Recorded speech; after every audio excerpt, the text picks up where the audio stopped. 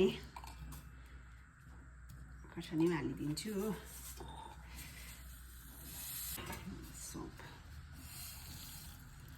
साथीहरु म पिसिहाल्छु ल ओके गाइसहरु मैले पिसेर पनि रेडी बनाइसकेको छु हेर्नुहोस् त वाह राम्रो खुसबु आयो है यहाँ हो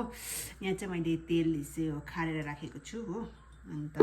यही कराईमा नै जो अघि तेल खारेको थिएँ यही कराईमा नै म यो गर्छु अन्त यहाँ छ मेरो मुला साथीहरु मैले चाहिँ मुला चाहिँ अस्ति नै है ल्याएर काटेर सुकाइसकेको थिएँ त्यो चाहिँ मैले देखाउन सकिनँ र अब चाहिँ रेडी भइसकेको छ साथीहरु मुला रेडी है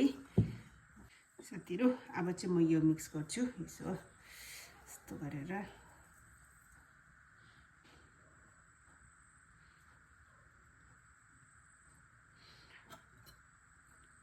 तेल अन्त साथीहरु मैले चाहिँ नुन चाहिँ हालेको छुइनँ हो नुन चाहिँ हाल्छ कि हाल्दैन तपाईहरुले यसो कमेन्ट गरिदिनुस् ल अब चाहिँ यसरी चम्चीले फिट्नु अरे हो आमाले भन्नुभएको हातले मिक्स गर्नु हुँदैन अरे नि त है अचार हालेपछि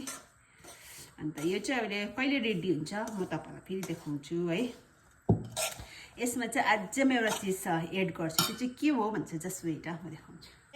यो चाहिँ हो मेरो आमको अचार है यो चाहिँ मैले वाह कस्तो टेस्टी राम्रो उयो आउँछ नि मुम्बईबाट ल्याएको यो आमको अचार चाहिँ हो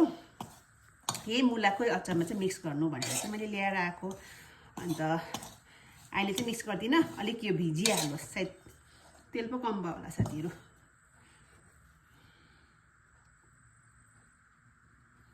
अन्त हल्का लाल मिर्ची पनि कति 1 चम्ची हुन्छ होला है कलरको लागि त लो 1.5 चम्ची 1.5 चम्ची लाल मिर्ची पनि हाल्दैछु साथीहरु ए साथीहरु मेरो तेल कम्ती भएको जस्तै भयो नि हेर्नुस् त सो साथीहरु मैले चाहिँ यसरी बनाउँछु अचार है मलाई त जानेकै यति नै हो अन्त तपाईहरु चाहिँ कसरी बनाउनुहुन्छ यसो कमेन्ट गरेर भन्नुस् ल अन्त अब भोलि घाममा चाहिँ घाममा मज्जाले कराईमा नै सुकाउँछु हो अन्त अलिकति यो तेल पनि खारेर भोलितिर हालिदिन्छु अन्त अलिक निकै भिजेपछि चाहिँ यो आमको अचार पनि तिनै मिक्स गर्ने